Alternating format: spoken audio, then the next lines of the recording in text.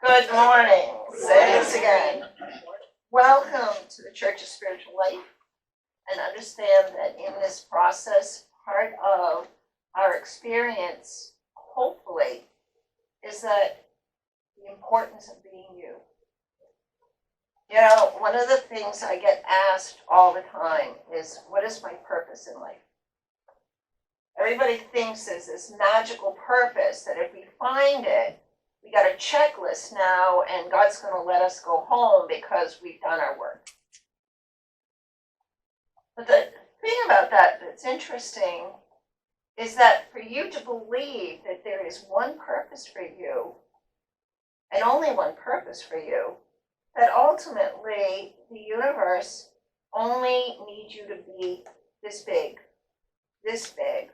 or this big. But you're going to find, and I'm sure many of you know, that through your journey in life, you've actually grown and changed and became somebody different. You grew and you changed and you saw life from new eyes or new relationships. Each one of us come in here with a dedicated purpose. It isn't Mother Teresa. She had to come in and do a job that suited her soul for the journey she was on. But I find that some people are just here to learn that you are the most important thing in this universe. That nobody is better than you, and nobody can treat you better than you treat yourself. Nobody is better than you treat yourself. The Bible tells us that what you do to the least, you do to all. What you do to the least, you do to all.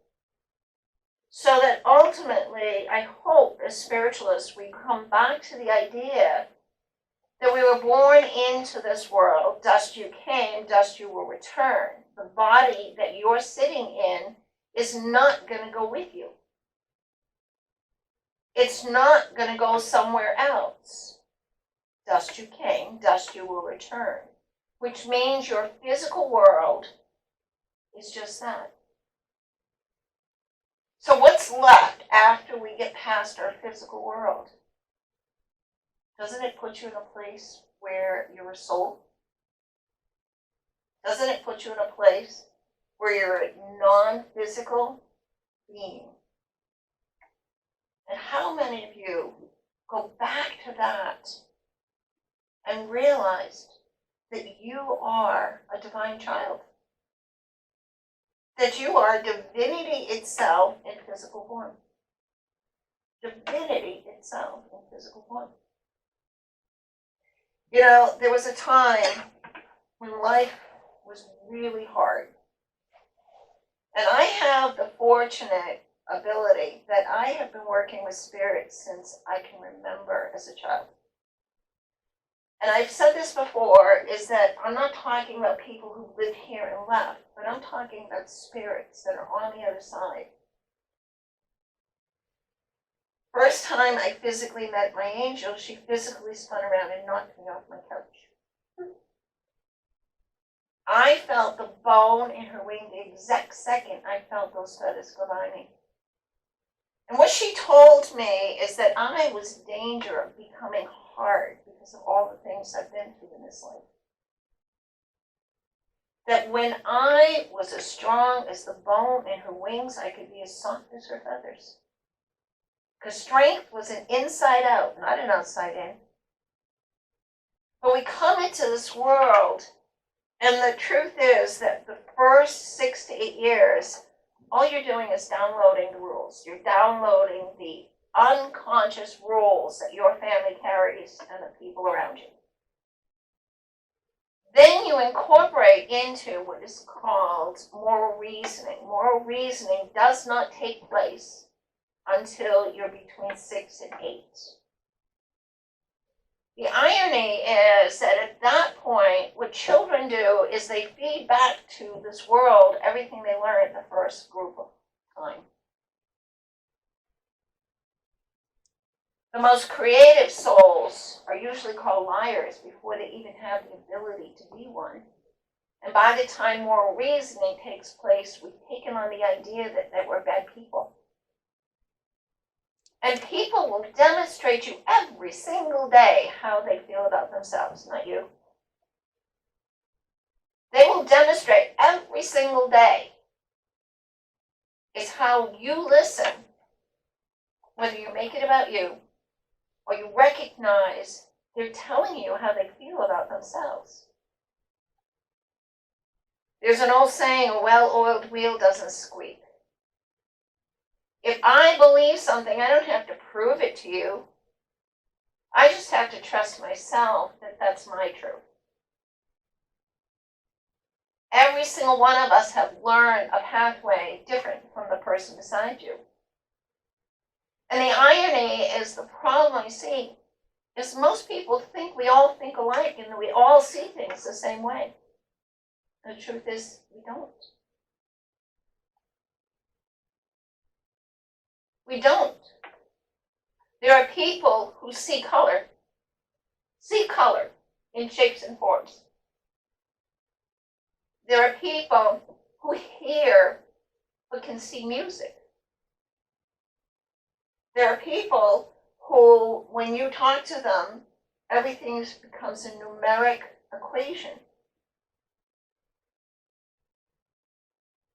But history also teaches us that when there are more diverse ideas and respect for people to have those ideas, that we have had the most growth spiritually, personally, professionally, and economically.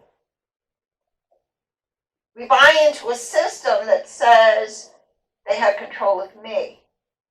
And the truth is, nobody has control of you. Nobody. I went from having an executive position, having a expense account for $500 a week that I could write out myself and nobody would have questioned, to making 25 cents on the dollar to feed 3 children. But there was a part of me deep inside that knew what was mine was going to come from the universe, not from somebody. What I needed, I knew that the universe would provide, as long as I was doing my part, as long as I trusted my path. And my path isn't anybody else's. That we all vibrate. And what people don't realize is that if you get victimized, it's because you're carrying victim energy. If you're carrying victim energy, I guarantee you everybody unconsciously sees it. So how do you take care of yourself and still feel like you're contributing? Because we have a need to belong. We have a need for that. We have a need to be loved. But the irony is that I've been reading since I was 19, 20 years old, and I'll be 72 in May. And in the process, I have watched and witnessed and hopefully helped certain people along the way, that ultimately we do have a purpose here.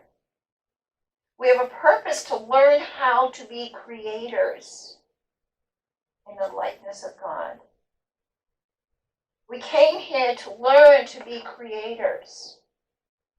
But we're born into families that teach you a lot of unspoken rules about yourself. And you take them as gospel. You take them as truth. When in fact, the only thing your parents can give you is what they're made out of. And you have to decide, is that who I am? You know, I say this all the time. When I finally accepted that I chose my mother and I chose my father, I figured I must have been on something at the time. And that must have been really good stuff. But I also know that all souls put themselves through the crucible, my young souls. That we walk through the denseness of somebody else's reality and try to see past it. You know, I have an ex-husband that used to call me up and tell me what an unfit mother I was all the time. And he was living rent-free at his mother's house, less than a mile from his work, making big money, and wasn't paying child support. And the courts wouldn't make it.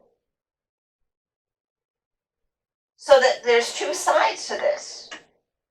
First, I could hold resentment that he's not doing what he's supposed to.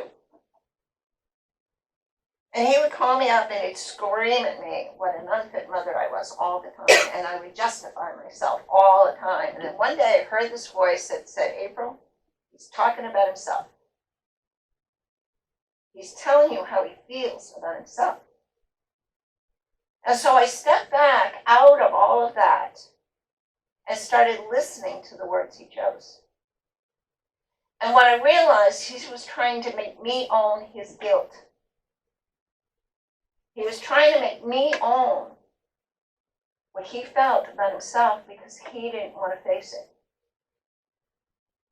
And I had to learn that was not my drama.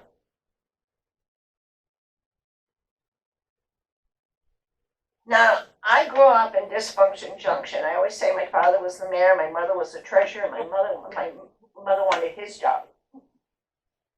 But in the process of that, it's easy to fall into anger, fear, resentment over it. I can make excuses why I can't do something because look what they did.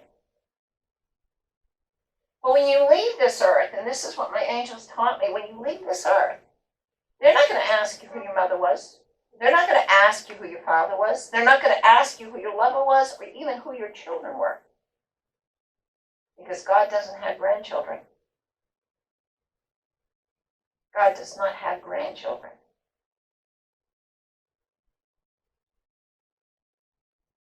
Which says you are a direct descendant of someone who created the stars for us. Someone who created a world for us. And yes, this world is dense, and yes, this world is hard, but it's because we've had generation after generation convinced that you have to do whatever it takes to get out of here. The unspoken rule that most people follow in this world: what do I have to do and where do I have to do it? Do I have to suffer enough first? Do I have to hurt myself first? Do I have to take on other people's junk? In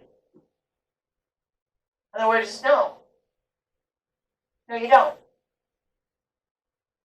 Because this is the rest of your life. What do you want that life to be?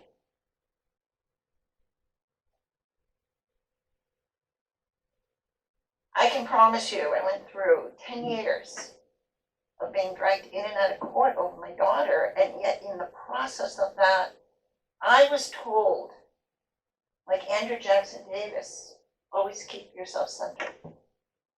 No matter what they said, no matter what they did, that my only job was to keep myself centered and trust that the hand of God was over this. And they wouldn't tell me the outcome. They didn't tell me what I should or shouldn't do. They just said, in all things, keep an even mind.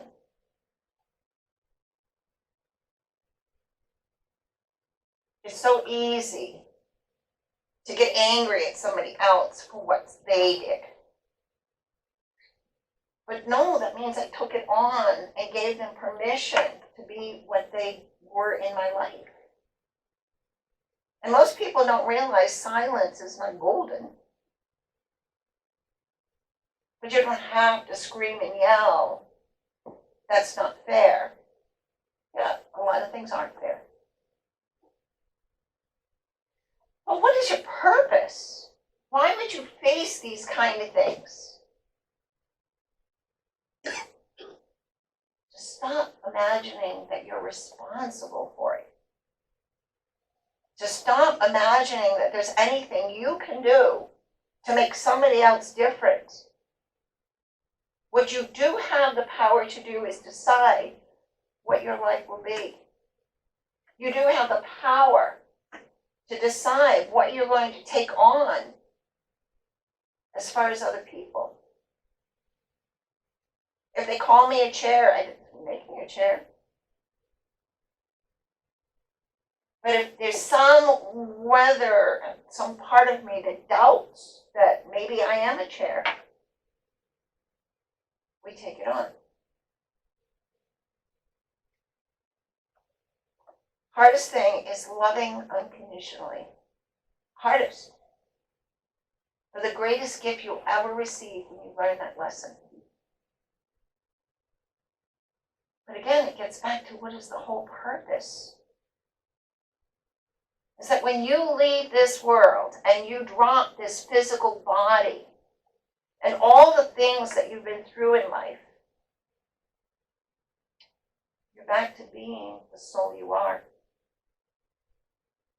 I hear a lot of people say, oh, they're up there doing wonderful things and they're all happy and they're all joyous and everybody wants to get there because they think that they're going to go someplace nice, nicer than this.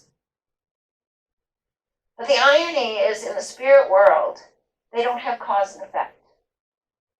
In the spirit world, if you want to see something different, you think it different, it changes.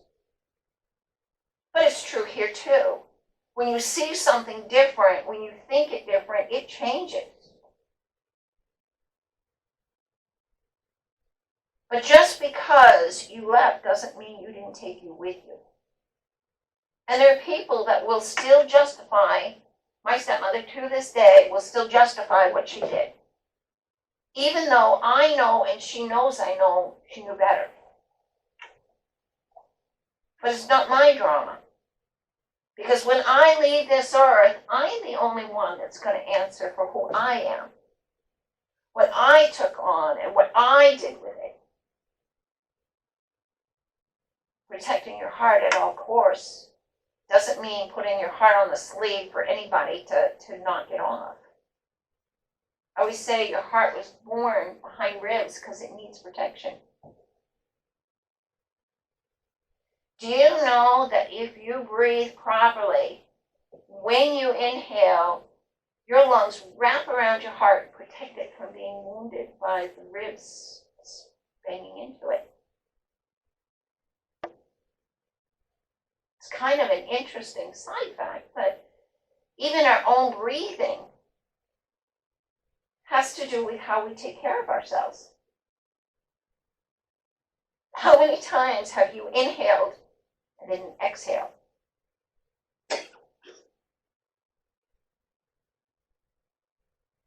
The only thing that's required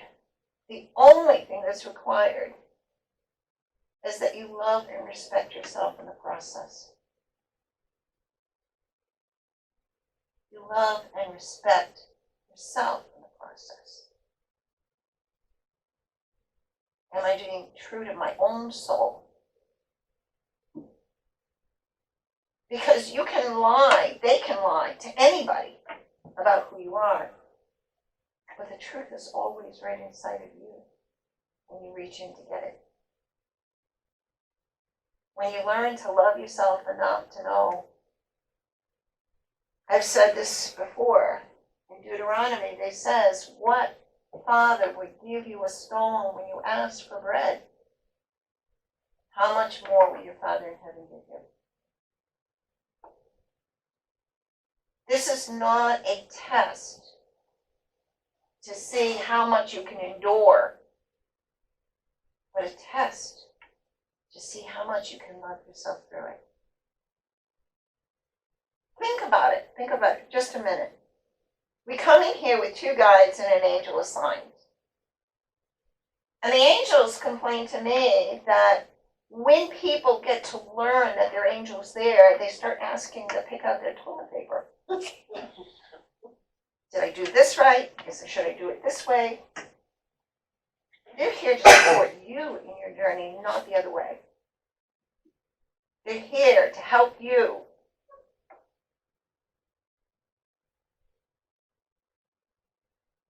So they're witness to everything you do. And yet, no matter what you think you've done and no matter what you think you are, they're going to love you through that. Because they know your soul. They know your heart. And they will place in your world things to invoke you learning that. And sometimes they told me they have to make things worse in order things to get better, because you won't give it up otherwise. The best place I can ever find somebody when I'm working with them is they're sick and tired of being sick and tired. I know a lot of people are just sick and tired. But are you sick and tired of being sick and tired? Because only then do you make a change. Only then do you take stock. Only then do you recognize it's not a good place for me. But it doesn't mean you have to get mad at the person who's giving you the lesson. You just have to know forgiveness is never about making somebody else okay. Forgiveness is never giving somebody permission to have done what they've done. Forgiveness is truly a recognition that people give you exactly what they're made out of, no more, no less. And in the process of that, it's a gift you need to realize for yourself. We're here to learn self-love, self-worth, self-esteem. Not if you do, then you'll get. You can't earn it from a parent, you can't earn it from a child, and you can't earn it from a lover. It's not something anybody else can hand you. Because if you're getting it from somebody else, it's not true. Because you fully have not believed. Do you understand me? Do you honor that you are a child of God from an infinite world with infinite possibilities? You paint your landscape of light. Nobody deserves to be punished. You have to know, first and foremost, I do not believe in devils and I do not believe in demons. I do believe in a lot of screwed up people. But also know that the universe above us, the universe beyond us, understands how dense this is and how hard it is. And what you don't understand is that you're celebrated that you tried. That you just tried. That's all. I try to be the best me I know how to be at any given time. I try. Doesn't mean I always succeed. But also know that the other person is listening from their own pain body, not yours.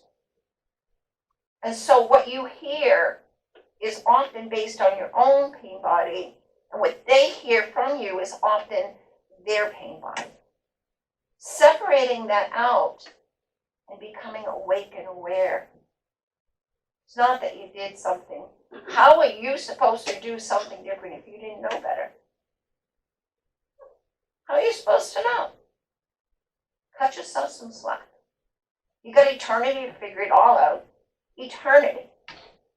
Pick a subject, work on it. And trust that you'll go on that journey with self-love, self-worth, self-esteem is the key. I am that I am because I'm an infinite child from an infinite world with infinite possibilities. It is believing that creates it. The universe never abandons us. We abandon the universe because we stop trusting. And it's not trusting that most people think. Trusting is never about trusting somebody else. Trusting is about trusting yourself to make healthy choices. Is this good for me? Does this suit my soul? And if not, bless their path and get out of there. Because it's your world. My angel said, every question, every person who leaves this world, the very first question you're asked, did you love the skin you're in? Did you take good care of the godchild you are? And I said, the sad thing is most people can't answer yes to that one question. You're not here to be something for somebody else. You're here to learn to be the child of God in the denseness of other people's thinking. To love yourself through the tough times and know that it's going to be okay. And no matter what happens, you're still loved. You're still loved. As the grace of the God within me honors the grace of the God within you.